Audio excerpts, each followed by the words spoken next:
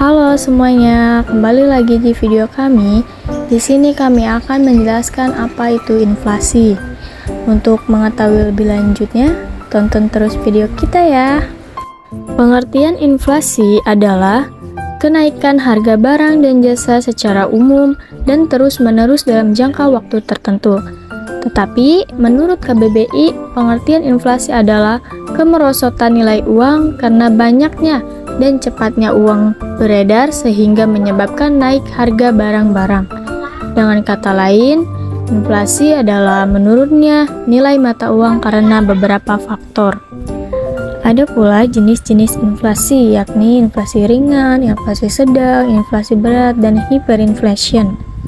Untuk yang pertama, inflasi ringan adalah inflasi yang terbilang mudah dikendalikan atau ditangani karena masih ringan. Bentuk inflasi ini tidak memberikan efek atau pengaruh yang sangat mengganggu di bidang perekonomian pada sebuah negara. Kondisi inflasi ringan ini biasanya terjadi apabila ketika adanya sebuah kenaikan harga di bawah angka 10% pada setiap tahunnya. Dan untuk yang kedua, inflasi sedang. Jenis kedua yang termasuk pada tingkat keparahannya ini adalah inflasi sedang. Pada jenis inflasi ini sudah ada pihak-pihak yang merasa terganggu akibat adanya inflasi. Contohnya seperti para pegawai atau karyawan yang memiliki gaji tetap. Sebab jenis inflasi berdasarkan tingkat keparahannya ini membuat kenaikan harga secara umum. Kenaikannya berkisar dari 10% sampai 30% pada setiap tahunnya. Dan untuk inflasi berat, jenis inflasi ini adalah jenis inflasi yang mengakibatkan perekonomian di dalam sebuah negara menjadi kacau. Masyarakat umumnya akan menyimpan barang untuk persediaan. Selain itu, masyarakat juga akan memilih untuk tidak menabung dalam berbentuk uang, sebab bunga yang akan didapatkannya rendah. Inflasi berat ini terjadi apabila sebuah inflasi terjadi ke sekitar 30% sampai 100% pada setiap tahunnya. Untuk yang terakhir yaitu hyperinflation. Hyperinflation adalah jenis inflasi yang paling parah. Kondisi ini tentu akan membuat sebuah perekonomian di suatu negara menjadi sangat kacau. Hal itu terjadi meskipun sudah dikeluarkannya banyak fiskal dan kebijakan moneter. Kekacauan yang terjadi pada tingkat hyperinflation ini tidak dapat dikendalikan. Itu berarti bahwa inflasi terjadi mencapai di atas angka 100%, bahkan akan terus naik pada setiap tahunnya. Dan hyperinflation. Untuk yang pertama, inflasi ringan adalah inflasi yang terbilang mudah dikendalikan atau ditangani karena masih ringan. Bentuk inflasi ini tidak memberikan efek atau pengaruh yang sangat mengganggu di bidang perekonomian pada sebuah negara. Kondisi inflasi ringan ini biasanya terjadi apabila ketika adanya sebuah kenaikan harga di bawah angka 10% pada setiap tahunnya. Dan untuk yang kedua, inflasi sedang. Jenis kedua yang termasuk pada tingkat keparahannya ini adalah inflasi sedang. Pada jenis inflasi ini sudah ada pihak-pihak yang merasa terganggu akibat adanya inflasi. Contohnya seperti para pegawai atau karyawan yang memiliki gaji tetap. Sebab jenis inflasi berdasarkan tingkat keparahannya ini membuat kenaikan harga secara umum. Kenaikannya berkisar dari 10% sampai 30% pada setiap tahunnya. Dan untuk inflasi berat, jenis inflasi ini adalah jenis inflasi yang mengakibatkan perekonomian di dalam sebuah negara menjadi kacau. Masyarakat umumnya akan menyimpan barang untuk persediaan. Selain itu, masyarakat juga akan memilih untuk tidak menabung dalam berbentuk uang, sebab bunga yang akan didapatkannya rendah. Inflasi berat ini terjadi apabila sebuah inflasi terjadi ke sekitar 30% sampai 100% pada setiap tahunnya. Untuk yang terakhir yaitu hyperinflation. Hyperinflation adalah jenis inflasi yang paling parah. Kondisi ini tentu akan membuat sebuah perekonomian di suatu negara menjadi sangat kacau. Hal itu terjadi meskipun sudah dikeluarkannya banyak fiskal dan kebijakan moneter. Kekacauan yang terjadi pada tingkat hyperinflation ini tidak dapat dikendalikan.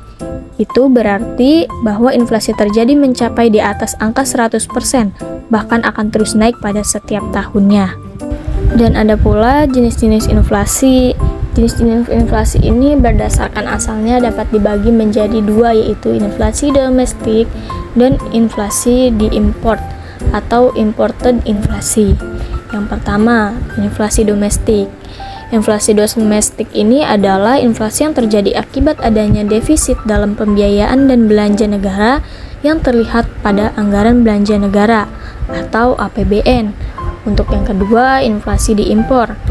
Pengertian inflasi diimpor ini adalah inflasi yang berasal dari luar negeri yang timbul karena negara-negara yang menjadi mitra dagang negara tertentu mengalami inflasi yang tinggi. Kenaikan harga-harga di luar negeri yang menjadi mitra dagang utama yang secara langsung ataupun tidak langsung akan menaikkan biaya produksi dalam negeri. Kenaikan ini akan menaikkan harga-harga barang. Dan juga selanjutnya yaitu penyebab inflasi. Ada 8 penyebab inflasi. Yang pertama ialah tingginya permintaan. Penyebab inflasi yang pertama ini adalah tingginya permintaan terhadap barang atau jasa. Jika permintaan terhadap sebuah barang atau jasa naik, maka hal itu akan mengakibatkan penyediaan faktor produksi dan barang menjadi menurun. Pengganti atau substitusi untuk barang dan jasa tersebut terbatas bahkan tidak ada. Keadaan yang tidak seimbang itulah yang akan menyebabkan harga barang dan jasa menjadi naik. Dan untuk yang kedua adalah meningkatnya biaya produksi. Alasan kedua yang menjadi penyebab inflasi adalah karena adanya dorongan kenaikan terhadap biaya produksi.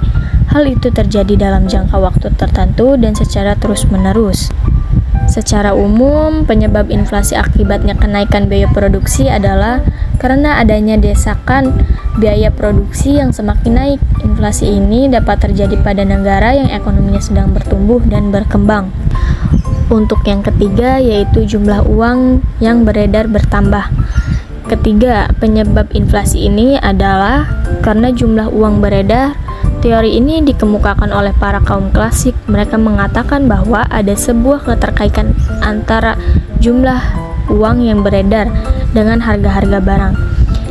Jika jumlah barang tetapi jumlah uang yang beredar lebih banyak, maka harga akan menjadi mahal.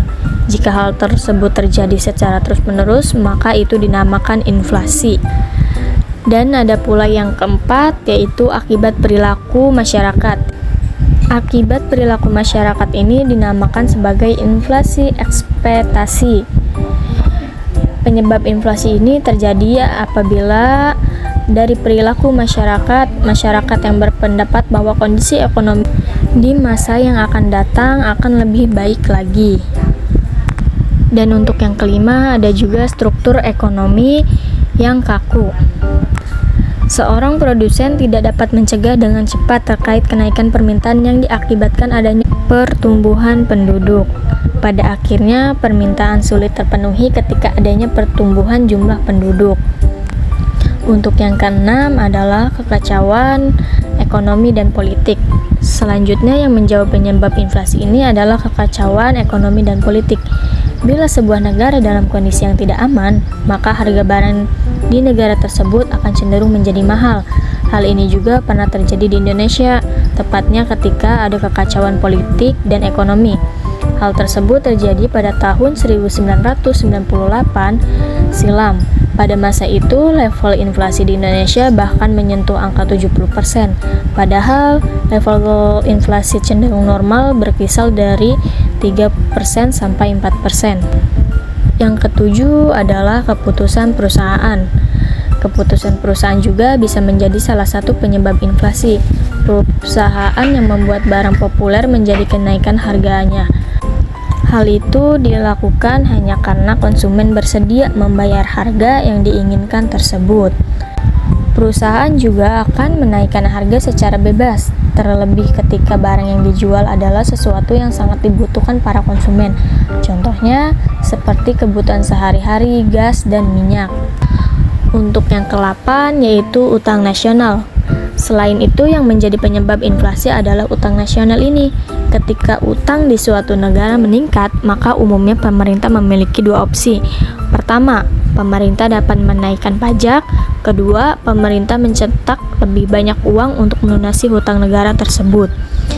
Bila pajak mengalami kenaikan, maka bisnis akan bereaksi. Mereka akan menaikkan harganya. Hal itu dilakukan untuk mengimbangi kenaikan tarif pajak di perusahaan tersebut. Jika pemerintah memilih pilihan kedua, maka hal itu akan berdampak pada peredaran uang di masyarakat. Hal itu akan mengarahkan pada kenaikan harga dan devaluasi mata uang. Selanjutnya ada teori inflasi. Teori inflasi ada 3 jenis, yaitu yang pertama, teori kuantitas. Teori ini menyoroti hal-hal yang berperan dalam proses inflasi, yaitu jumlah uang yang beredar dan anggapan masyarakat mengenai kenaikan harga-harga. Yang kedua ada teori Keynes. Menurut John Maynard Keynes, inflasi terjadi karena suatu masyarakat ingin hidup di luar batas kemampuan ekonominya. Yang ketiga ada teori strukturalis. Teori ini didasarkan atas pengalaman-pengalaman di negara Amerika Latin.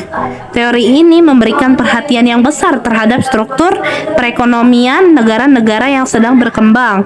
Hal ini disebabkan inflasi dikaitkan dengan faktor-faktor struktural dari perekonomian. Dampak inflasi itu apa sih? Nah, dampak inflasi sendiri seringkali identik dengan efek negatif karena kenaikan harga barang sehingga membuat daya beli masyarakat menurun, terutama masyarakat berpendapatan menengah ke bawah.